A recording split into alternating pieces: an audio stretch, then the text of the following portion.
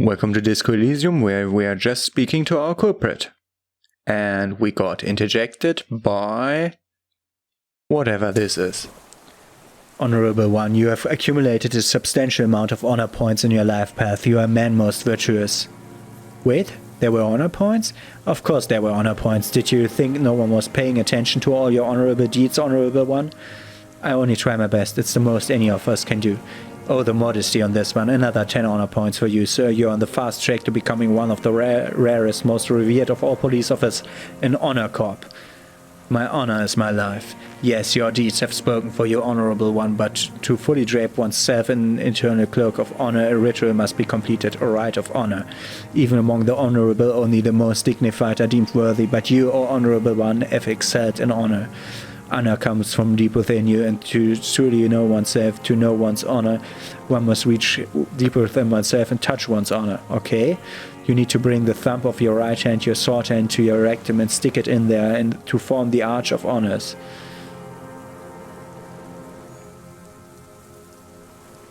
What? I don't know, just like that, outside? What about people? People will be in awe, admiring police officer most honorable in a sacred ritual of uttermost righteousness.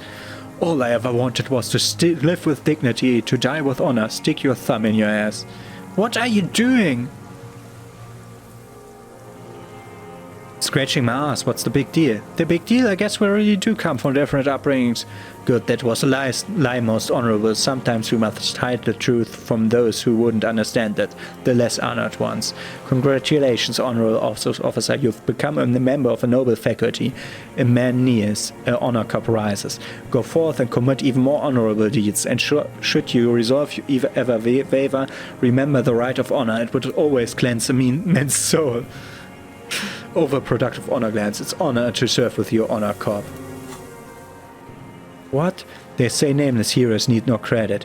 Doing the right thing is reward enough, but deep down an honorable man knows there will be a reward. Oh yes, the honorable shall inherit the world, and you, Comte d'Honneur, will lead the charge with your thumb held high.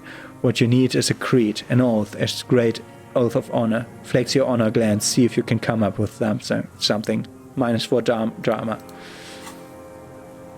I'm not doing that. I can do composure now. I've done everything. This boat action triangle is the poor man's sniper rifle, while not the most reliable fireman's relatively precise due to very manageable recoil, thus allowing the shooter to take multiple consecutive shots fast. This particular piece is missing a scope though. It's missing a scope? Why is it missing a scope? Okay, we're going composure now. Bit more composure. The boots. Yeah, those are minus. The other boots. Did we have a composure scarf? No. I think that's all we have for composure. Let's see if we have another minus composure thing on then. After we check the last lines here. Okay, composure. +2, no minus. Okay.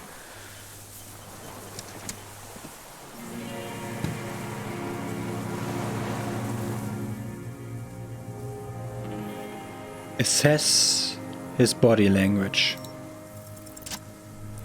What strikes you about this gauntlet is not the stomach pain or the cough or the malnutrition. For a man who spent 44 years hidden on the urban wild, he's surprisingly okay. Indeed, he speaks fluently, his movements are rapid if erratic, his voice, despite the cough, is there. It is capable of expressing complicated ideas. Above all, he seems animated. Animated by what? It's a mystery. The animation comes at a cost too. Erratic hand gestures, thought processes cut off like threads as he just stares at the logs or the reeds. He also suffers mood swings, bubbling to the surface, unconstrained by his nervous system. Great leaps of emotions from anger to grief, despair. Dementia? You've seen demented people before. This feels similar yet different. When his thoughts move, they are lucid, keen even, not senile. Wouldn't a foul temper be a byproduct of his life? Perhaps, but this seems more than that. The inner turmoil takes unexpected turns as it forced him in a way. In summary, he sensed some underlying neurological disorder. Mr. Dross, are you okay? How's your memory? No, I'm not okay. I shit blood and I'm surrounded by insane people. There it is again. Erratic hand motions, bouts of rage, and the stomach thing too, of course.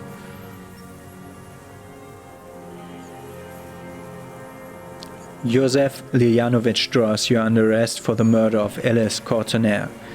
What? But you said I would be taken to the... This terror is the sum of all the uncontrollable movements and mood swings he's been exhibiting. Your Wayfarer rights have been suspended. Information provided to the officers on the scene will be used against you by the prosecution. You will be given legal counsel within 1 week and must face court in 44 days. Do you understand? Do you understand? But... Do you understand, sir? No, I don't want to. I have to stay here. He's sweating. Beads are forming on his forehead. Your confirmation is not required, sir. Now on to the boat.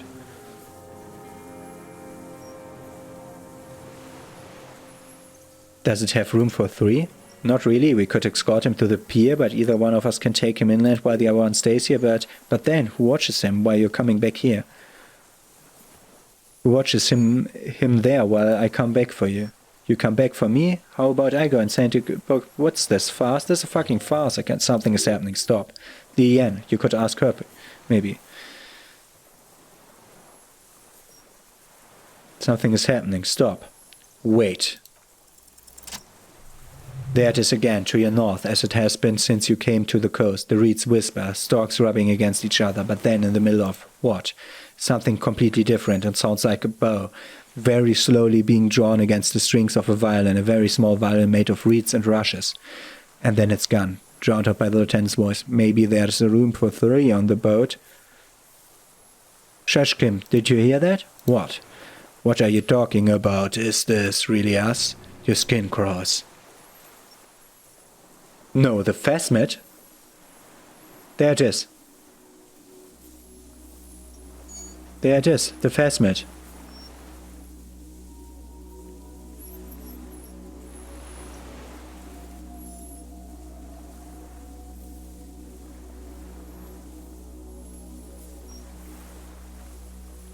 Delicate tangle of arms and legs unfolds from the reeds limb by limb to then just stand there, moving its scythe-like arms in ghostly silence. Blink. It's still there, an unfolding mechanism of reed-like chitin, hovering in place. What is that? The old man looks at the reed. What are you talking about? What are you talking about? The giant stick insect. There's nothing there. The stick insect is over 3 meters tall. It looks straight at you with its tiny pinprick eyes and grotesquely small head. You feel your legs shaking under you and your gun rise instinctively. There it is. I see it. Damn me, what you see, damn it. I can't make out one small thing in the reeds. Kim, can you see it? I can't see it. 4 simple words. Thank God. If he can see it, then you're not insane. But that means it's really there, spinning slowly in absolute silence. Its limbs long and slender. Inspect the phasmid. Be very, very careful, the lieutenant whispers, then takes a step towards the giant anthracod.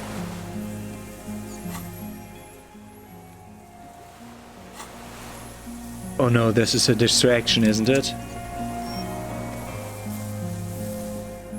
The creature stands on long, stilt-like legs, antennae hanging from its head like a woman's hair, white and curled at the tips. It's no more than 5 steps away from you. The segmented antennae move with apprehension, searching for something that's not there. Reed-like tufts stick out of the joint, and the insect moves its form. It produces a faint hiss, like a reel-to-reel machine spinning after the tape breaks. The hiss is different from the strings you heard before. It says something else in a lower pitch.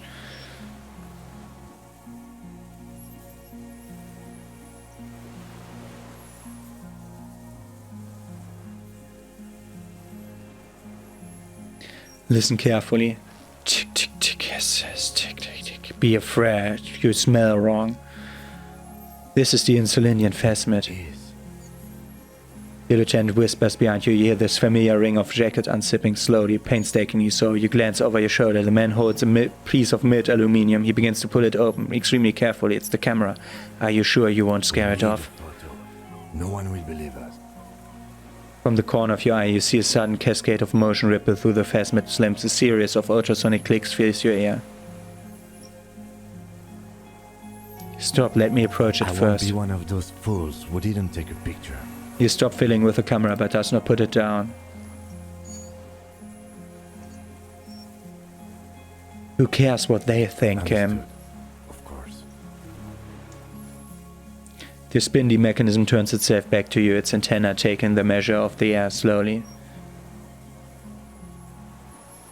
Approach carefully with electrochemistry. And it works. With a natural 12. Slowly, with your breath held, you take 2 small steps towards the phasmid. The creature lets out a series of ultrasonic clicks that swarms around your head like swallows, like laughter, a sort of happiness. Hissing and clicking, it sinks its mandible-like antennae to greet you. You're right below it now, looking up at the colossal chitin of its wide limbs. The head of the creature is crowned by reeds, and its eyes are like small droplets of water.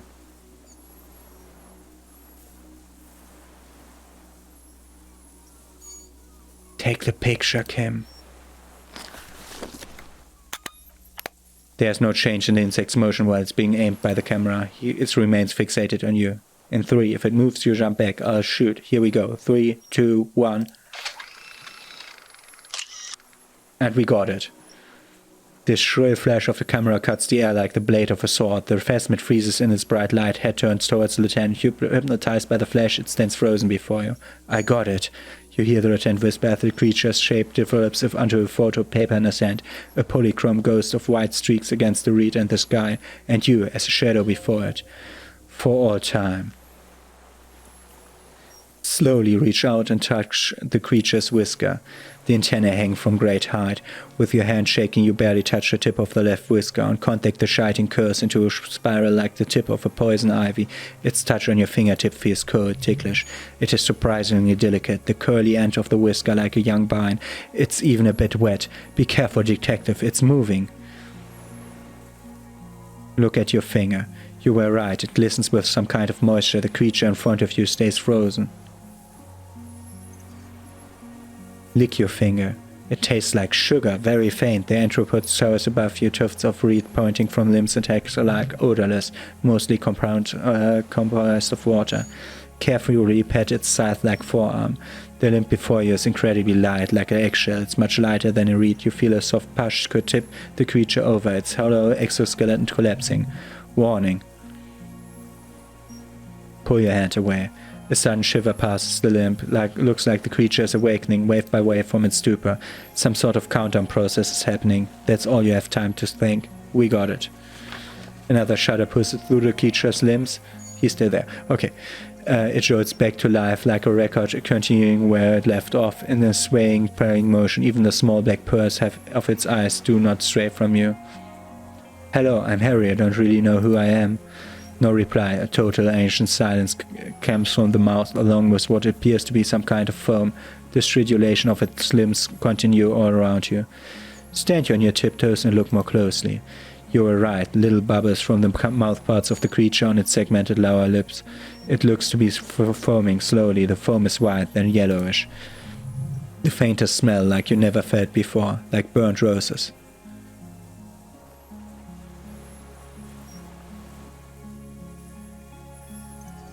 It's foaming.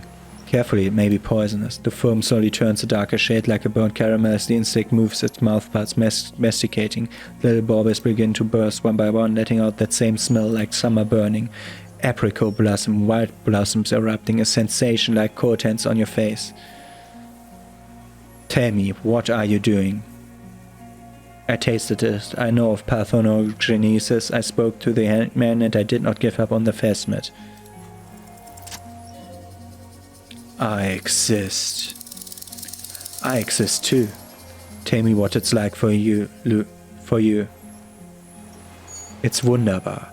Yes, holy is the Lord of hosts, and all the earth is filled with its glory. Now I will tell you what it's like for me. For me it is a series of half-lit images, a kind of darkness being intruded upon, transient, dim, moist. Intruded upon by what?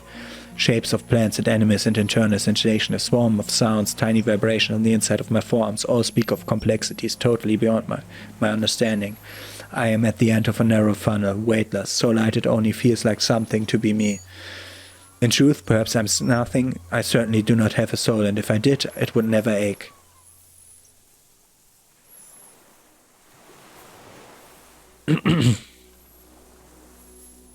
I'm glad to be me, an incredibly sensitive instrument. Few of us can begin to imagine the horror of you with all of creation reflected in your forebrain. It must be like the highest of hells, a kaleidoscope of fire and writhing glass, eternal damnation.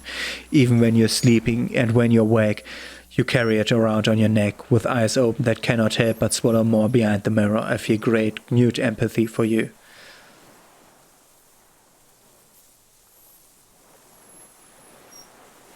It was very disorienting at first, but I'm keeping my shit together.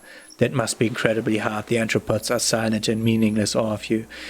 Know that we are all watching. When you're tired, when the vision spins out of control, the insects will be looking on, rooting for you. And when you fall, we'll come to raise you up, butt from you, banner-like, blossom for you, and carry you apart in the sky for an honor of your passing. But not me, because I'm just... Is he gone? Because I'm just a leaf-eater. In honor of your will, Lieutenant Gifretel, that you kept from falling apart in the face of sheer terror day after day, second after second. Detective. Arriving on the scene. I'm a detective. So am I. I was born to detect sucrose, rewards and semiochemicals. What you were born to detect. The killer. He is in a bad state, deteriorating fast now. He thinks I am beneficial to him, but I am not. I only quicken his deterioration. Are you destroying him? Very slowly, and only because he won't go away. It is meant to keep them from noticing me, to interfere with the pictures in their heads, but he has looked at me too long, and I'm destroying him. Is this a dream? What's happening?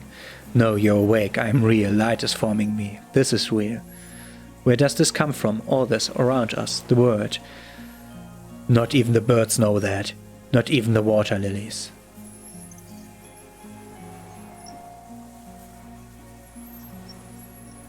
We need to know, perhaps sent to us by a god?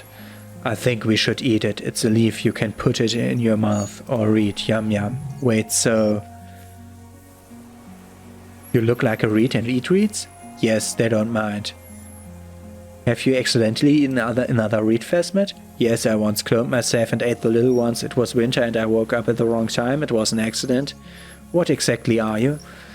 I am an unknown species of the order Phantasmodea, endemic to the Indian Isla. For the last 350 years I've hidden in plain sight, masquerading as the reeds, molding, cloning myself, unfolding at night to play with thresh bins and boys.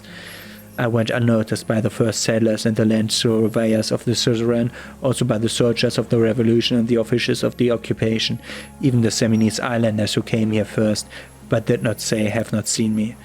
I've stayed hidden through 4 forms of government and 2 scientific revolutions. If I was accidentally discovered by a detective of the citizens' militia and revolution until I was accidentally discovered by a detective of the Citizens Militia and Revolutionary District of Martinez, March 51. Are you the miracle? No, you are the miracle. How? The moral of our encounter is I'm a relatively median life form while you are extreme all-engulfing madness, a volatile simian nervous system ominously new to the planet. The pair too came with you. No one remembers it before you. The Snidarians do not, the radiosymmetrics do not. There's an almost unanimous agreement between the birds and the plants that you are going to destroy us all. Wait, the pale is human-made? It's a nervous shadow cast in our world by you, eating away at reality, a great unnatural territory. Its advent coincides with the arrival of the human mind. I don't have that kind of power. You are a violent and irrepressible miracle. The vacuum of cosmos and the stars burning in it are afraid of you. Given enough time, you would wipe us all out and replace us with nothing just by accident. How? We suspect it will be something like the oxygenic holocaust that wiped out anaerobic life 2.6 billion years ago, when organisms first started breathing, only much worse. Instead of air, you exhale thoughts. There are no trees that eat thoughts. Worse how? Everything your eyes touch goes black back there, behind the nerve mirror. What if you blink? Are we still here? Please don't blink. What if you misplace us all one day or just forget? Blink. Please do not do that again.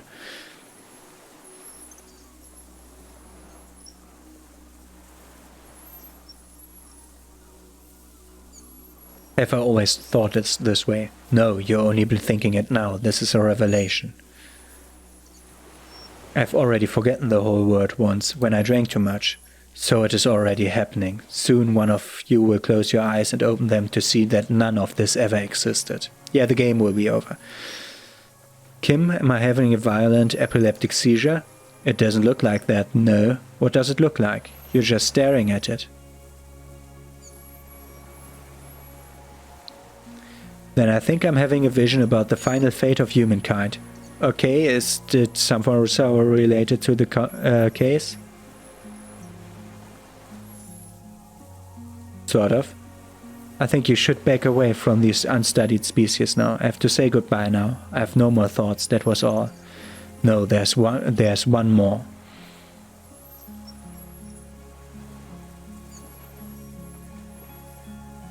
Of all the creatures I've met, you are the most beautiful. Thank you. I also have one more thing to say to you. That woman, turn from the ruin. Turn from the ruin. Turn and go forward. Do it for the working class.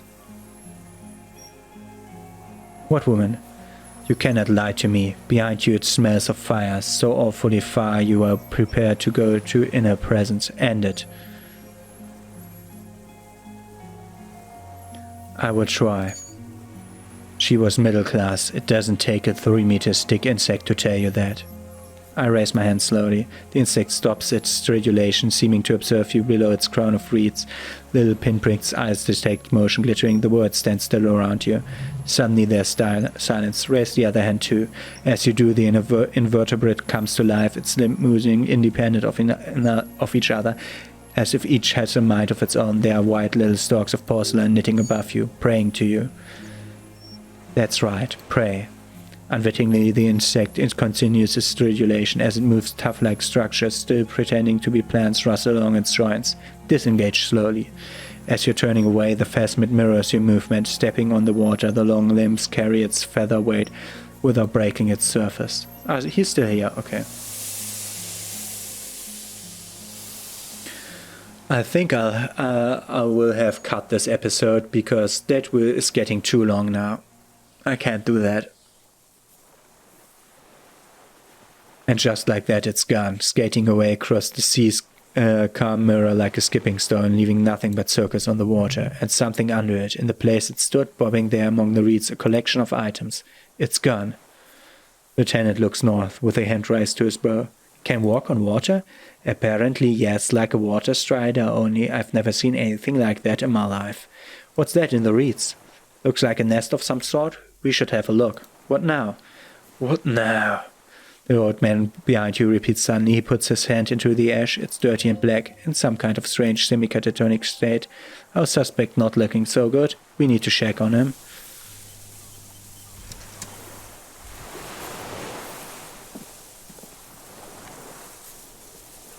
I have the helmet and a rifle scope.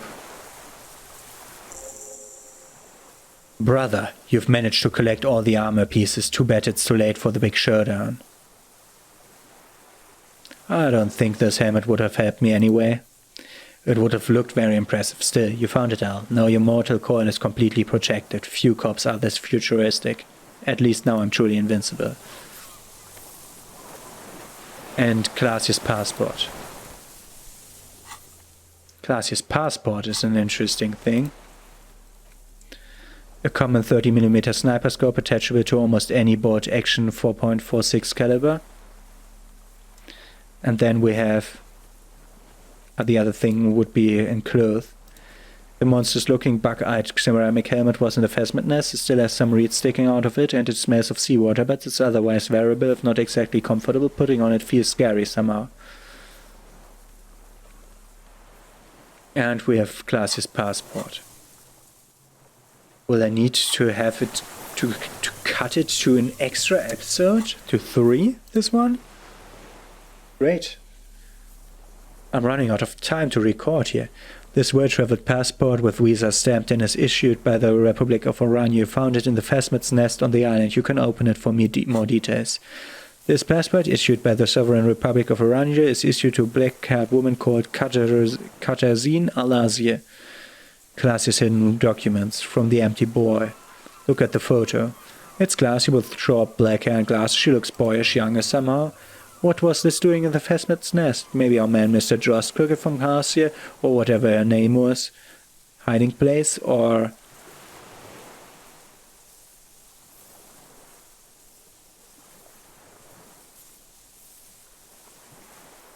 I think the Phasmid took it. Like a magpie? What a coincidence. Then it would also have collected the other objects, which would be highly unusual. I can see how the helmet could wash up here in the island, and the scope. Maybe he lost it, but to seek out this world, this would be very unusual behavior for an anthropod. Could it? Maybe it was simply curious.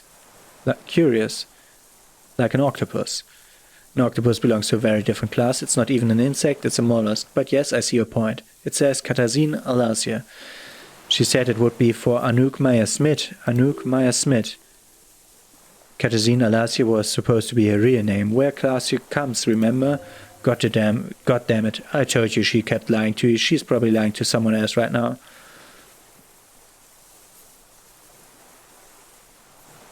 That was supposed to be her real name. She lied to us. Yes, somehow she managed to lie to us one more time. In a way, she's still lying to us right now. What's her real name then? I don't know, but it's not Katarzyna Alazie or Glacia or Anouk Meyer-Smith. We didn't even scratch the surface with her detective. Perhaps it's better that we didn't arrest her. Who knows what hell she'd be raising in my district by now. Put the passport away. What else do I have to do? Check up on the deserter. Okay. I really have to do a break now. Let's try to finish this up. What is it? What do you want from me? I can't go. Something is very wrong with him now. So how could you not see the Phasmid? See, Mr. Drost. The man does not respond. He keeps staring, black eyes glazed over and bulging from their sockets, his gap-toothed mouth shaking with fear and longing. Touch his shoulder gently. The plastic cape feels coarse. A light shiver passes the man. Other than that, no reaction. He's going into some kind of psychomotor immobility. The good news is this solves our transportation problem, doesn't it, Mr. Drost? The trembling mouth appears to sigh. Between this and the broken tire he used for a boat, I think it's safe to leave him here while we go and get help. It will need to be medical first, I'm afraid. What has happened to this man? Old age and shock. I think it's the Phasmid. Yes, the arrest and the appearance of the Phasmid, the combined stress, but you think it's something more than that, do you? Don't you? There's much more. Remember what it said when it spoke. Quite a few things about that health check you did on him. It makes sense now.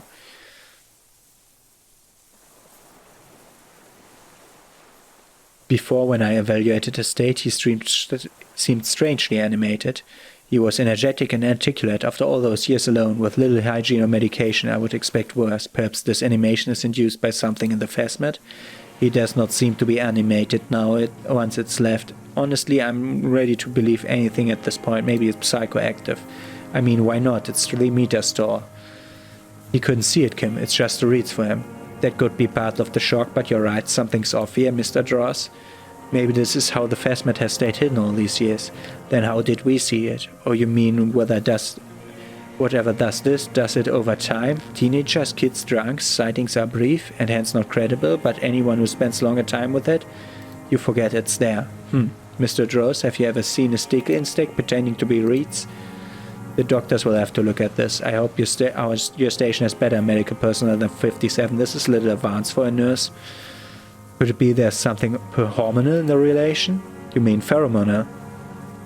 He seemed a little off for his man his age. Randy, the scope? Knowing of her bruises, his disposition towards Miss Oranje, I see what you mean. I talked to the Phasmid. It said it's destroying him. You should be more careful, detective. Are you sure it wasn't having an effect on you? Maybe. Anyway, it's only trying to remain unseen. The degradation is a side effect. A valid hunch, long-term exposure to something like that could be neurodegenerative. Also, please be careful when approaching unknown species in the future, detective. He's been here for a long time. Who knows how much of it in its company. He did seem distressed when it finally came to arresting him, like he didn't want to leave this place, and the insect maybe. I have absolutely forgotten to take notes. I hope I remember all this. This will be one hell of a report. Thank God we have the photo. No one would believe you without it. We found some things in the Phasmat's nest, Mr. Draws. I show him the helmet. If Goonie kicked this into the sea, as he said, the app would put it back here. That makes sense. Mr. Draws could have picked it up, or the Phasmat. Even if it did, this is incredible. The passport. He appears very odd of a sudden. This is an old man at last, no longer a tin soldier, but the broken down remains of a man. Did you take this passport and other papers from the boy at the coast? The spirit. He hears us. The spirit. No reply. He's gone again. The detached scope. I lost. He turns his eye to the reed again, and he's done so many times. Beige and white stripes. He's lost the scope, then it somehow made its way over there with the help of the magpie Phasmid. This sight is a T9. Was it attached to the rifle when you made the shot? Silence, not even a sigh. You've gotten all you will out of this poor being. I'm going to let you rest now, Mr. Draw. The plastic cape flaps around his face in a gust of wind. His back is slouched and his mouth open. The black of his eyes are receding. The pupils are returning to normal. Hang tight. We should think about getting him back to the mainland to get help. He'll be safe here, if we don't take too long.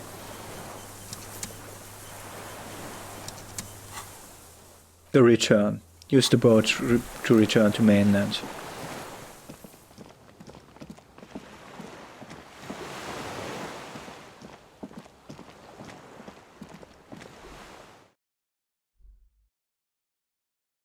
I have to put my other clothes back on.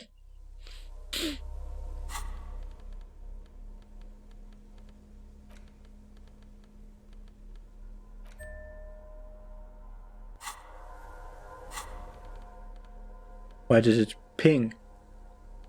It always pings with those kind of stuff. Like this one is my part of my normal clothes, and I have the jacket already. This one, okay. Let's move on. That's the clink. It's supposed to be the clinking of the armor. Yes.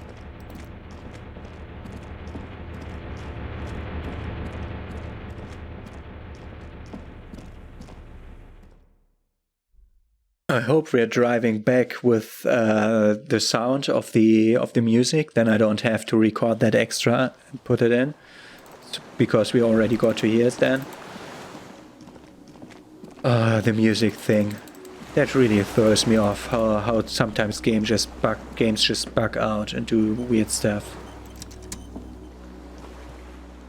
Let's return to the mainland. We are done here. The skiff rocks gently under your weight as you get in. The ride back is uneventful and quiet, but for the sound of the conversation on the water. There's someone inland waiting for you. 2 men and a woman standing on concrete square of a nameless village, looking at the small yellow boat as it draws closer. The sea is calm. You reach the jetty and climb out the skiff. Okay. I think one little conversation and this game is over.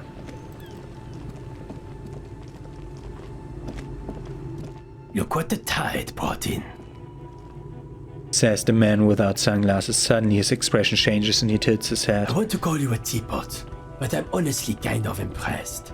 No idea where you got all that gear, but there's no doubt in my mind that some bad people are looking for it.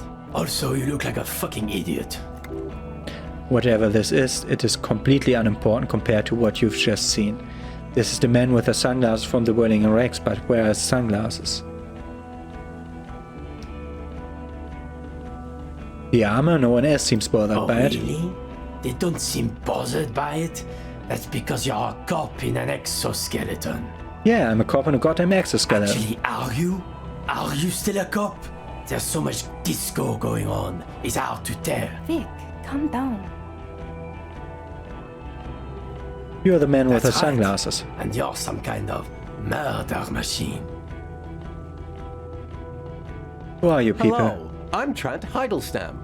I believe we've met on several occasions. Yes, we have. I'm your goddamn partner, Jean-Vic Mar, and this is your special task force, or what's left of it.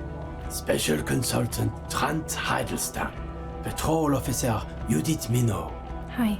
We have come to scrape what's left of you off the pavement. Lieutenant Kim Kisuragi, Precinct 57.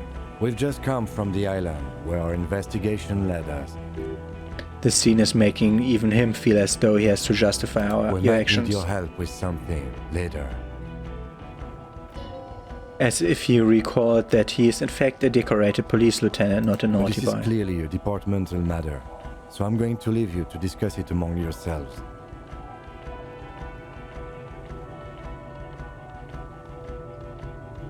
No, Kim, you've got to have my back. Let's destroy It's good to them. meet you, Lieutenant Kitsuragi.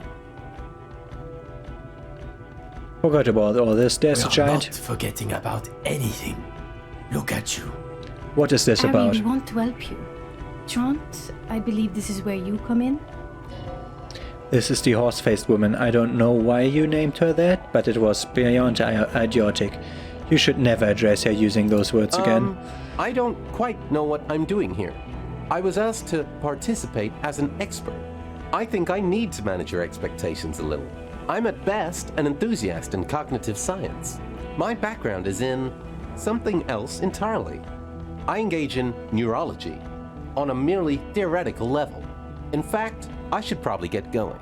No, Trent, it's too late. You're part of this shit now. What have you got to say for yourself, shit kid?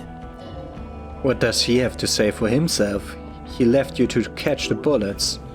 Shitkid, what an interesting moniker.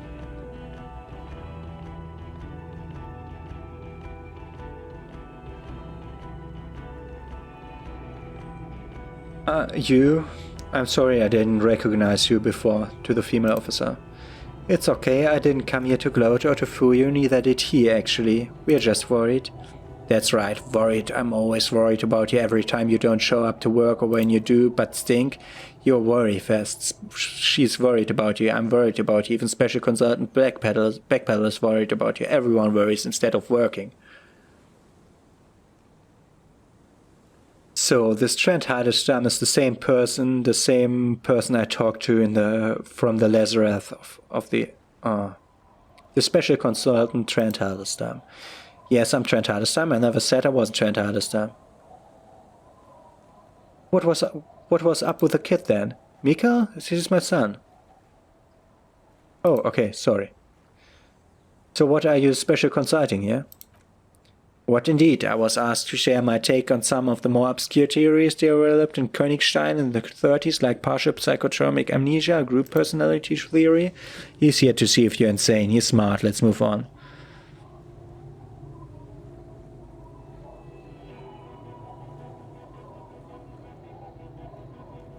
What's a shit, kid? You. That's you. Maybe you deserved it. How did you know I was here? The cafeteria manager you fucked over told us where you went.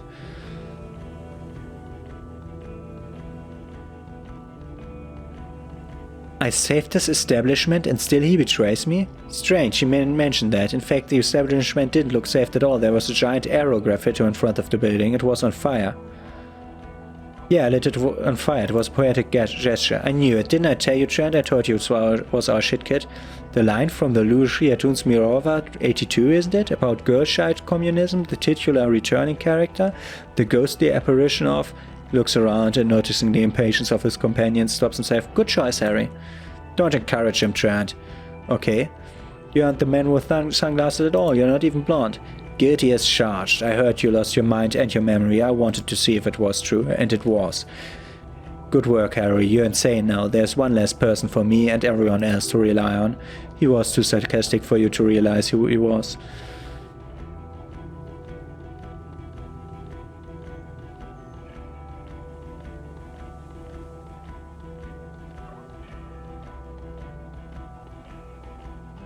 I don't like being lied to.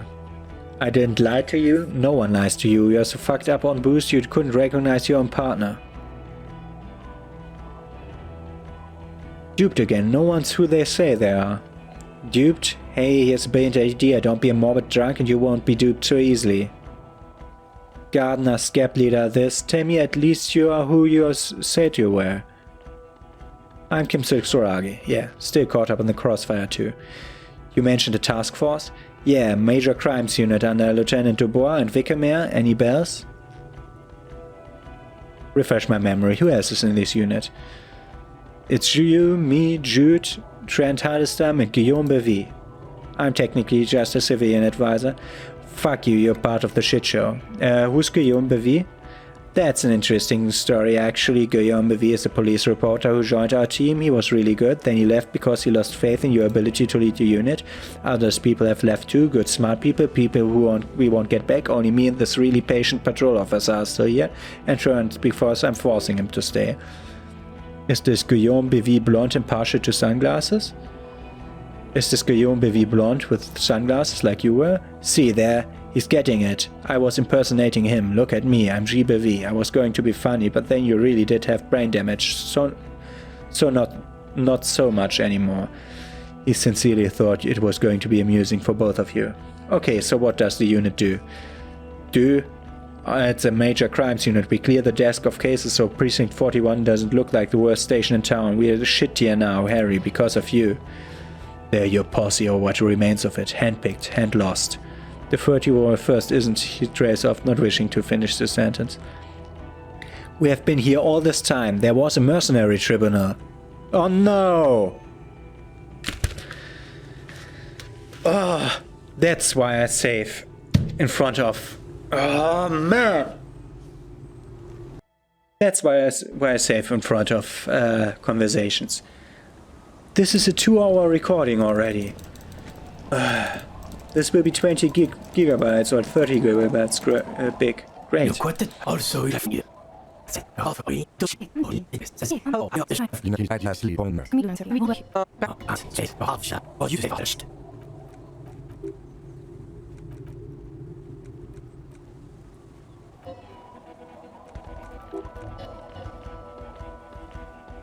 Where have you been all this time? There was a mercenary tribunal. God damn it, Harry.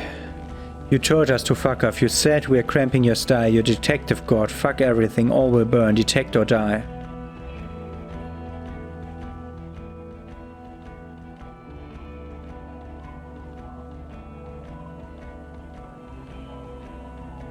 Wait, so you let me face a squad of trained killers alone just to teach me a lesson? It wasn't like that. Fuck you, Harry. We didn't know there was gonna be a tribunal, did we? I said all those things. I'm not like that anymore. Yes, you're sorry. You're the sorriest cop who ever lived. Nothing has changed, Harry. I've heard this repentance shit a million times over. None of this rings any bells. The bells aren't ringing because you have brain damage, Trent. This is where you come in. How bad is it? Well, he doesn't have visible tremors, he talks about slurring, he can drive a boat, he's standing, reasoning, all good things, but complete retrograde amnesia, episodic and semantic, meaning you forget both who you are and the definition of money, Isla Pale and so on. As displayed in the station call, our actions with him, and I don't want to be a snitch, but also mine with him before when Harry did not seem to know who I was, it's all very interesting. Interesting? Yes, interesting. I have my theories, but I would like to hear Harry's thought first. Harry, what do you think happened to you neurologically, psychologically, and why not socioeconomically?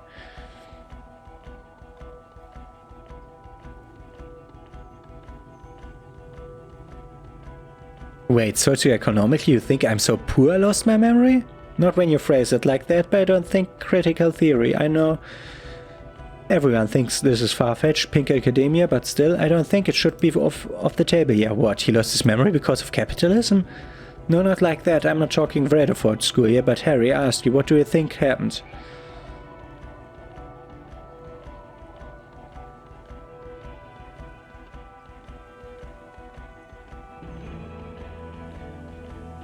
It might have something to do with an anomaly in the church, a 2mm hole in the word. corresponding to the 20-centimeter hole in your brain? Sure, this theory has a great symmetry. I see how it falls into itself neatly. Precisely, Satellite Officer Wickermere. It's Martinez.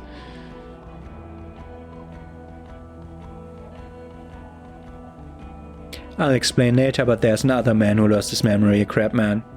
Crab fan is an unfortunate choice of words, but I was there. The church on the coast shook from an audio-spatial anomaly. It may have been anthroponetic or perhaps related to radio waves. Either way, I've put this into my record. You should read it. If I do not, however, think it has anything to do with him drinking himself to the point of brain damage. Thank you, Linda and Kitsuragi. Just to clarify, I do not think isolary interplanetics are a hoax. Pale produces global phenomena, it's proven. However, what has not been proven is total memory loss after drinking too much Commodore Red. Honestly, he's just lying to us. But he has blanked out before. I have. Yes, a couple of times after some of the more serious madness. One was after the two drunks case, the other when we looked into that mural. So you don't remember not remembering. Beautiful. The two cases in the ledger, the unsolvable case and the New World mural, they were recent. Those cases were hard on you. Interesting, so at first dipped his toes into it, prepared, that's where he would have gotten that idea, yes, practice, and then he used alcohol to get there, to speak. What do you mean? Well, here's my theory. What if this is an absolutely normal reaction to the world we're living in? What if this is not a significant anomaly at all? Something to be explained, approached as a defect. Look at the sensory input here. Look at the ruins, the neon, listen to radio, the multitudes, the people living here for 40 years. As a police detective, he's like a magnetic reader of the whole word tape, to borrow a known metaphor. Harry's been pushed flat against it, total input, hardwired to the free market. He just needed for it to end. Okay, thank you. That's absolutely meaningless. I'm glad we brought you. Will he or will he not be able to work in the major crimes unit? Is he a cretin now? I want to know that. He's not a cretin and he is able to do the work. If not in his previous leadership role, then as line detective. Line detective is good for now. For now. I misphrased my question. It should have been, is he able to put his clothes on and use the body, or do we need to get him on a disability pension? What now? No, nothing. Now we're going to stand here. Really? No. Now we discussed that. What the fuck did you do to our motor carriage? Why is it there?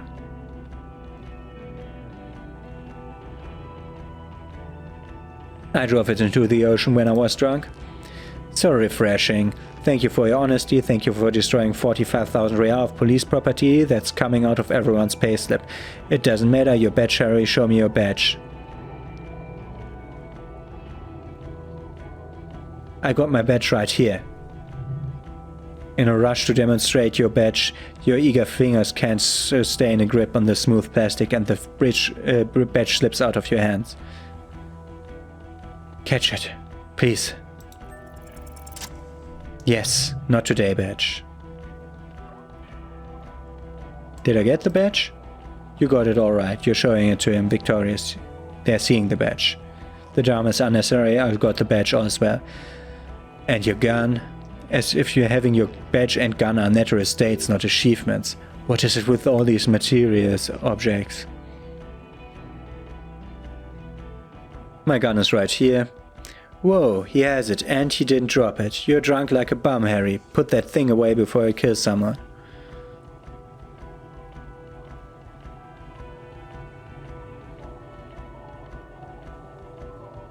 I quit drinking forever. It's only me in this boring hellhole now. I don't buy it. Why do you smell like a corpse then, huh? He's wounded. It's a long week and he's handled an actual corpse.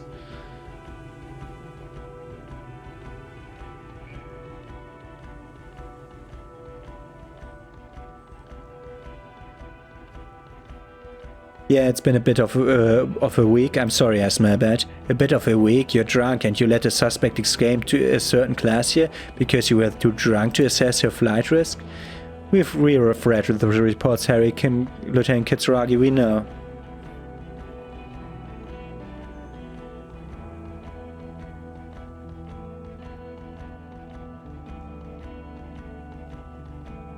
Classy, she was some kind of spy from the Occident, specially trained. Oh well, if she was specially trained, I'm not even gonna get into the other suspect who else escaped. Yeah, Ruby something, or the fact that you're ever at Claire's little peony now, doing I don't know what for him. That's small-time stuff, that's nothing, that's your humorous anecdote. Compared to the 7 people who were gunned down, the streets are literally red with blood. It was a fucking mass murder. He did everything he could, we did everything we could, the company hired unvetted mercenaries, Lieutenant de Bois got between them and the locals. Here comes the cavalry. He did so at considerable risk to his person, remember he was shot, we stopped an execution, not a negotiation. The loss of life was minimal compared to what it could have been. Yeah, what he said.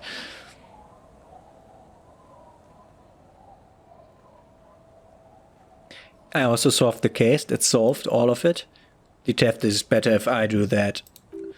It's so much better if he does it. 1,000,000,000 times better. Thank you for the input, Lieutenant. I didn't mean to suggest you didn't handle the situation. He thinks of apologizing, but decides against it. You've spent your week with him on this case. What's your take? On the case? On Lieutenant Chefreteur de Bois? Well, the drinking, the gun losing, also losing the badge, that's all true. Although he has not been drinking on the job this week. See? 1 week. Then there's self-regulation issue. He likes to apologize profusely, making it sound like he's guilty of at least first-degree murder. It's not a good communication strategy for an officer. It's worrying, especially considering his political views. Detective Dubois, as you may know, is Masovian socioeconomist. We wants to liquidate the ruling class, which again for a police officer is a little odd.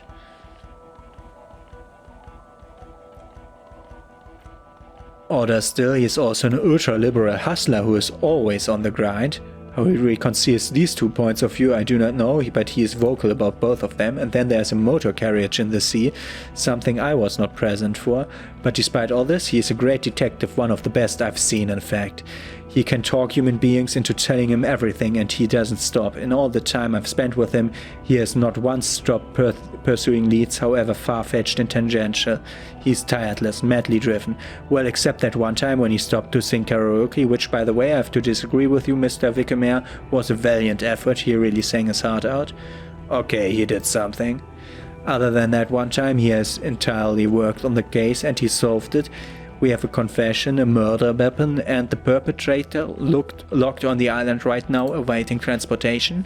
He apprehended a revolutionary brigade who stayed hidden for 50 years ever since the revolution, who's probably committed other murders over those years. Oh, and he also discovered a new species. A new species? A colossus stick insect. It was on the island, camouflaged as the reeds. It unfolded from the reeds. I think we may be dealing with the Insulindian phasmid. He takes out the photo and shows it to the officers across the yard. The wind blows, flapping the glossy rectangle in his hand. You hear gasps beneath the howling of the wind. As you can see, it's about 3 meters tall. In fact, we think it may be the largest land invertebrate ever discovered. Fucking hell, is that somehow connected to the case, detective?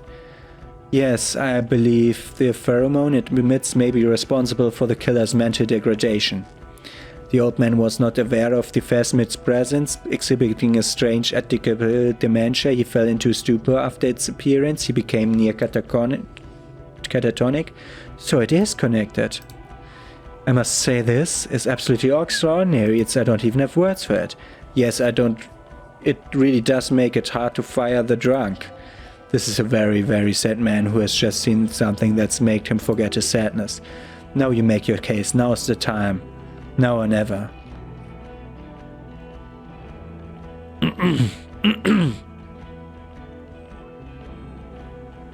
The killer, Liljanovich draws. We have a strong motive for him. Liljanovich, a revolutionary metronym. The custom started in Gard, where they have patronyms. Krasovich, Lazovich. The revolutionaries saw this as a more chauvinist atavism, so they used metronyms deriving from the mother's name instead. The man's mother was Lilian. He's Lilian's son, Liljanovich. The custom was overturned after the revolution failed, but not before it made the reversal. So it was what a soldier of the ICM could be called. Thank you, Trant. Thank you for that piece of cultural theory. You said you have a motive. Of course, excuse me.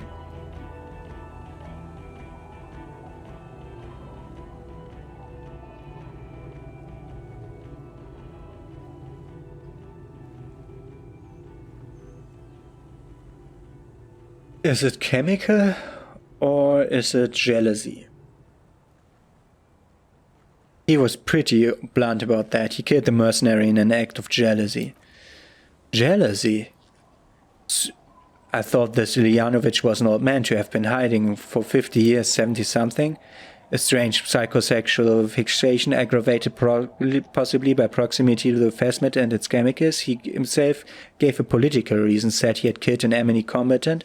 Also, we have ballistics from the gun matching the bullet found in the dead mercenary's head, and 2 more officers on the scene that Mr. Dross confessed to. It's a clear win. It's way more than that. Way, way more.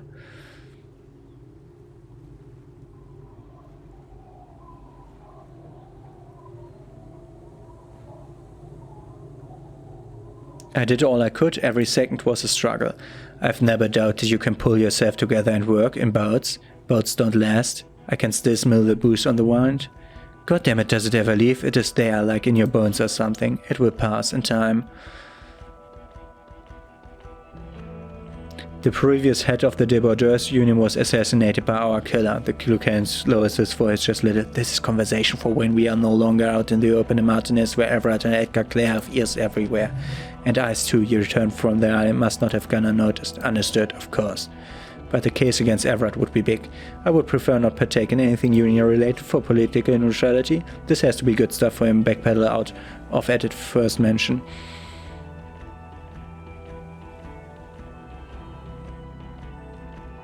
There was also a dead man on the boardwalk, a missing person I found. Yes, he has fallen through a gap in the boardwalk drunk. How did you know I found him? The body was transported to Precinct 41, our morgue. I had Chilbrook and Mullins take care of funeral arrangement and family stuff. You're not the only cop in the world, Harry. This all comes back to us. Still, good work with the missing person detective. It's still a point for you, no denying it. I also fixed the strike situation. How? I see that red banner on the gates. He didn't quite solve it. He cross-pollinated information between the company rep and Everett until the rep came to see that Union desires war, at which point Mrs. Messier decided to... What, hand clear the terminal?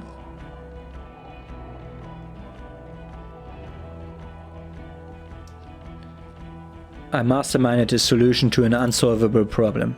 Sounds like you got paid, Harry, because you were off your tits on Al Ghul. Maybe. Maybe? Certainly. You're Everett Clare's peony now, just as I said. He's a boss, mob boss. Did you know? Is that why you want us to investigate the assassination of the previous Union head thing, to get Everett's hook? Of Everett's hook? No, it's nothing like that. He was reckless with information, but ethical. We don't owe anyone anything. This allowed us to destabilize things in Martinez. God, calm down, Jean. Silence, good. The man doesn't know what to say.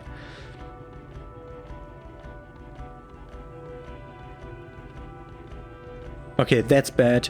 That's bad. That's bad. That's bad, I think. So what do you say? Wanna take this hot shit back? I don't want to, but you discovered a new species and solved the murder, so I have to, Jude.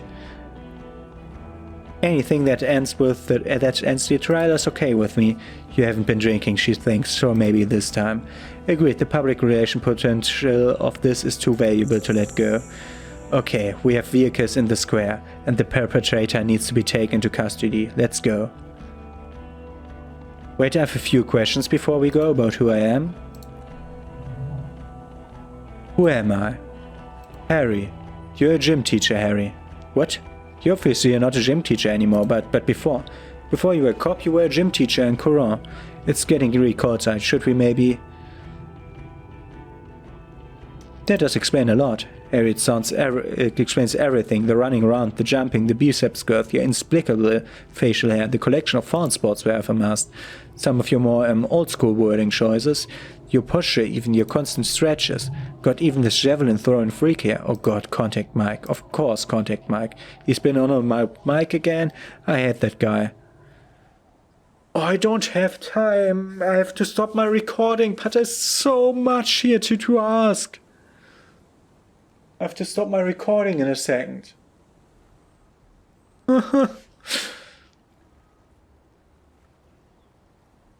Okay, I see now.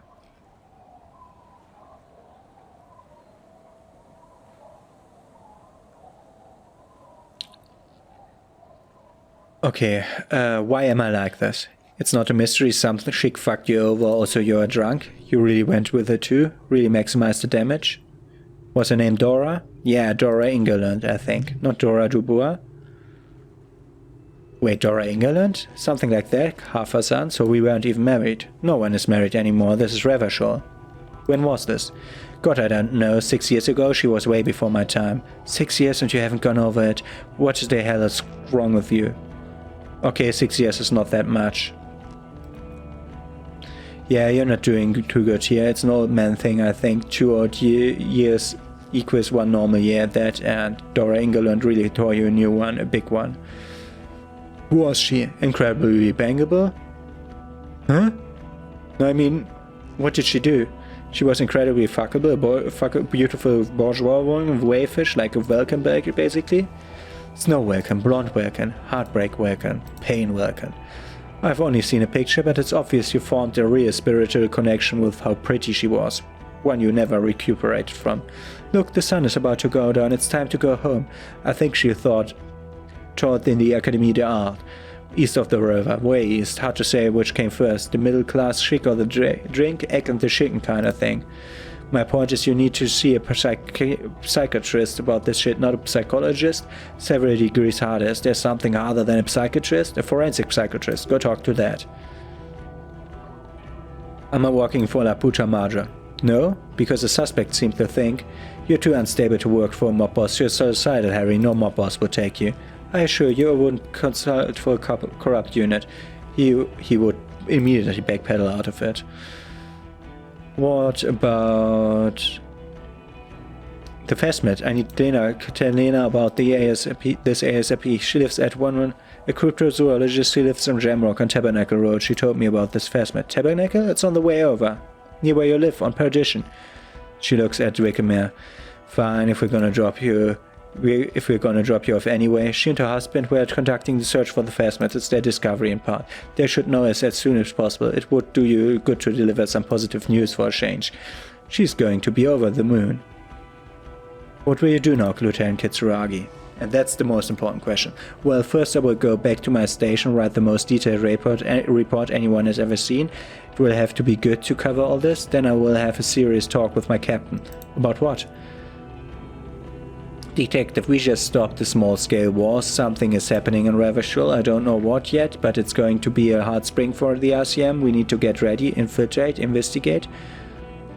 Want to do that at Station 41? Dr. Price, I'd rather not scuffle the feathers of 2 captains with my doom-mongering. No, I mean investigate. Come work in Precinct 41.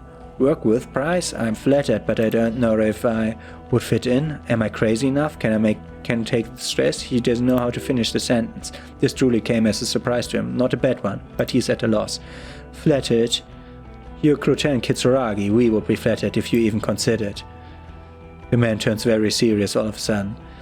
I would have to tie things up in the harbor first, but I mean, whatever is coming, Jamrock will be more central to it than the harbor. And we also have a huge caseload. Piles that we need to get back to, mountains even. I do like the sound of that. He's really considering it. What's Precinct 41? The bloody murder station. It's too big for one precinct, they're just understaffed. And everyone respect them. You have Captain Price. Thank you, Lieutenant, you're being cried. It is an understaffed station and the pre-district is too big, which is why we need to get to it. We'll have Thorson McLean to run the Sea Wing. It's not good. The Sea Wingers? There are 4 wings, A, B, C, and D. We and C. You and I reconceptualized it as a task force. It was a mistake. There's also a lot of outside help involved, not only me, other losers too. So work in the bloody murder station. Okay, it's not the bloody murder station, an old covered silk mill with green dust lamping at a coffee corner. A lot of good people work there, hard, every day. Jamrock, a largest getter in Revershaw, Faubourg technically, but it's divided into 11 districts. Jamrock only has us. The press will blow over. Jamrock is lucky to have you, and it's often considered to be the greatest of the districts. You're lucky to have it. Thank you again, Lieutenant. I'm ready. Good. Fuck, let's go. Trent bought this motor carriage. It's a 20-minute drive to Jamrock. Under the night sky, the great district sleeps.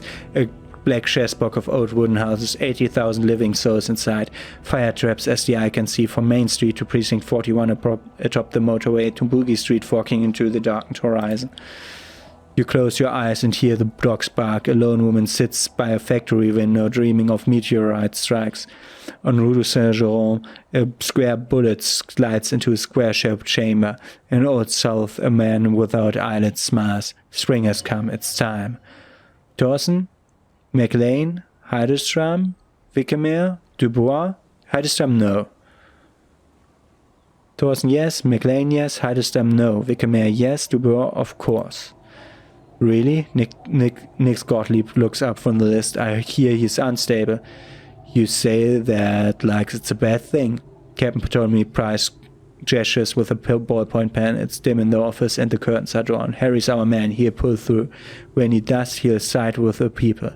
Understood. Minot? Of course. Wonderful, the long woman looks north. Then can we please just go back to Jamrock now?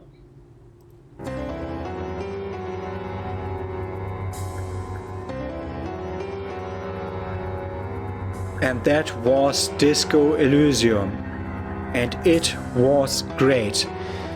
This game won this year's Game Awards in the categories Best RPG, Best Narrative, Best Indie Game, and Best Debut Indie Game, and it is all deserved. It is all deserved.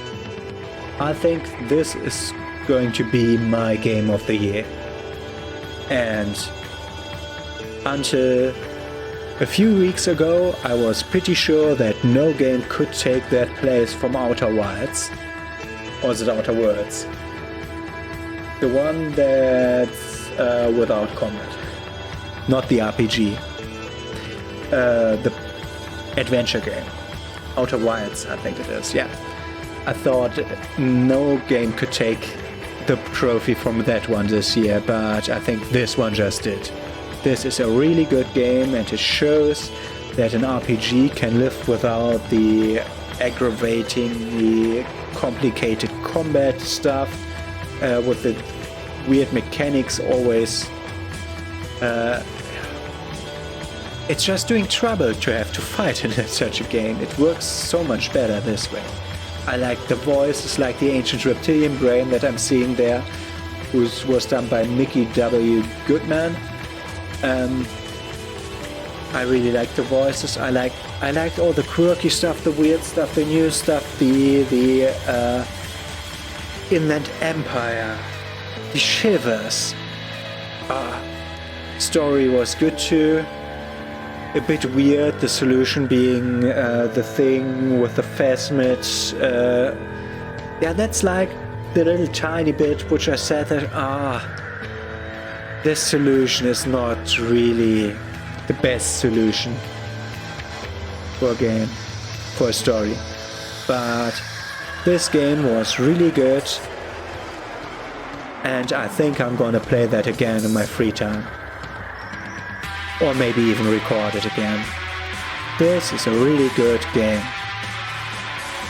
Yeah, okay, I'm gonna leave you to the credits, and I'm gonna see you again tomorrow when we will be starting Blasphemous in this slot. So, have a nice day, see you tomorrow.